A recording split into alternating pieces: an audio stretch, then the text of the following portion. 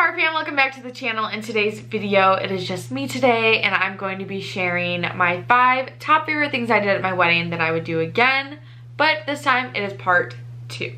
I've already done a part 1 to this video, and I will leave that down below. I also have a regrets video from my wedding that I will also leave down below so you can check that out. I'm hoping that this video helps you if you are a soon-to-be bride, or if you just like planning your wedding or dreaming about your wedding, or if your wedding's right around the corner.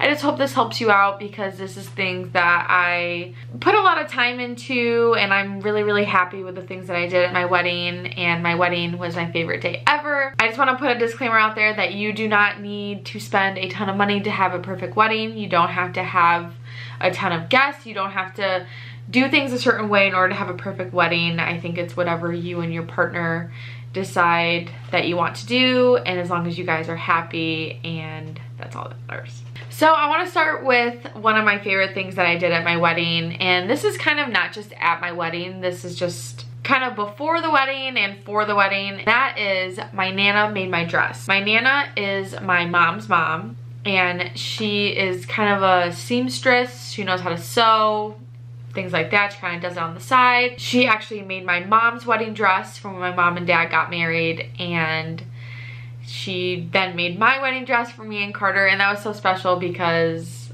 I love my Nana. She means so much to me, and the fact she made my dress, that was like so special. She even put a little piece of my mom's lace, because my mom's dress was a lot of lace on it. I just had a little bit at the top. She actually went ahead and put a piece of lace kind of under my dress a little bit, kind of under the, I think it was tulle, kind of under the tulle. So I had a piece of my mom with me as I walked down the aisle, which was super special. It was just so special to have my Nana make my dress. She was there when I was putting it on, getting it ready. We got some awesome pictures that I'll put up on the screen. And maybe your grandmas or your nanas or whoever don't know how to make dresses, but if you do know someone personal, it doesn't have to be your grandma or anything like that. If you do know someone that can make a dress, or even put a touch of something on your dress, I think that that is special. So maybe, you know, putting a piece of your mom's lace on your dress, or having your aunt or your mom or whoever in your family put a little touch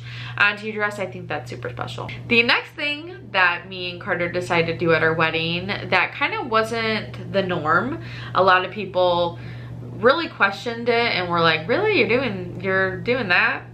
But that was, we did a dessert bar instead of a cake. Me and Carter do not like cake, and we are not cake people, so we didn't feel the need to spend a ton of money on a cake, because cakes are very expensive, and we kind of wanted it to be our own touch. We don't even like cake, and we didn't want to do the whole cake cutting and all that stuff, and we don't even like cake. We decided to have a dessert bar, and I only got like a couple cookies, but they were so good, and I know all of our guests just raved about the dessert bar. So maybe if you're not into cake, maybe do a dessert bar. I've seen on like Pinterest and stuff that people will do like an ice cream truck instead of a cake, so that's kind of cool too. The next thing that I did at my wedding was me and Carter wrote our own vows. Now this was very stressful, but it was worth it at the end, because we got to tell each other, you know, how we felt from the heart, and it just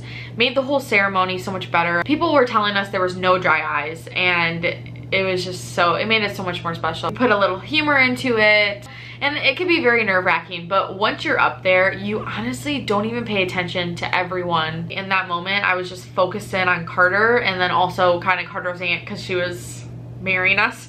But honestly, I didn't even look out, and I didn't even notice everyone, and it was just me and Carter, and yeah, I said "and" like 20 times, but it was super special.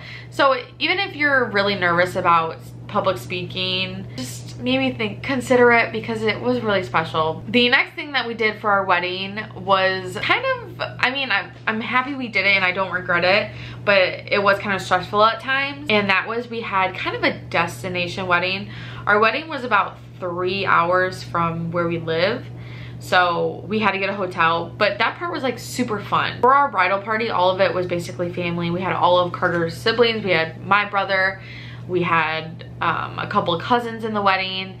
We had our nephews in the wedding. So all of the siblings came, all the nephews came, all of the parents came, and we got a hotel. And the night before, so we got married on a Friday. So Thursday we did rehearsal at the barn, and then we went out to eat, and then we came back to the hotel and swam. And it was just really fun to like have everyone in a hotel. It was almost like a vacation, and it was really fun. It was stressful just because you were far away, and it's really hard for me and Carter to ask people to do things. So like having to ask our siblings and our bridal party to get a hotel room and stuff like that, it was kind of stressful, but honestly we have the best family, and they made it happen for us. They made our day perfect, and yeah, and it was perfect. So that is something to think about if you kind of want to do like a little getaway, but you don't want to spend a ton of money going to like Florida or something, because we did look into Florida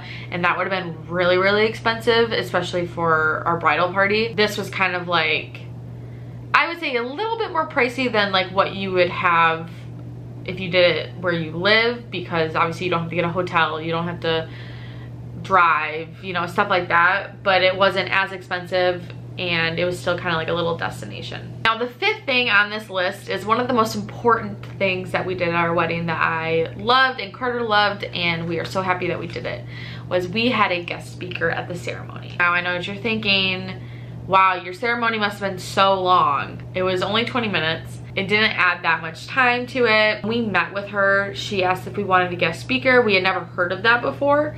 And she said, oh, you can have a guest speaker, family member, friend, whatever, come up and say a few words. Me and Carter looked at each other and we knew exactly who we wanted to go up there. And we picked Carter's grandpa, aka P-Dog. He is super important to us, and he is such a important male role model for Carter, and he literally does so much for us, and we are so grateful for him. Every time we're in a pickle, we call him. He does a lot for us, and we thought it was really, really special for him to come up and say a few words, and he did an amazing job. He brought humor, he brought happiness, he brought love into the speech. So happy we did it. We got it all on film. So that's something to also think about if you have a loved one, a family member, friend that is super, super important to you. Maybe have them come up and say a few words. So that is it for today's video. I hope you guys learned something if you are planning your wedding, or if you just like to hear about wedding plans. I hope that if you are planning a wedding, that maybe you use some of these things that I mentioned, or even in my last video.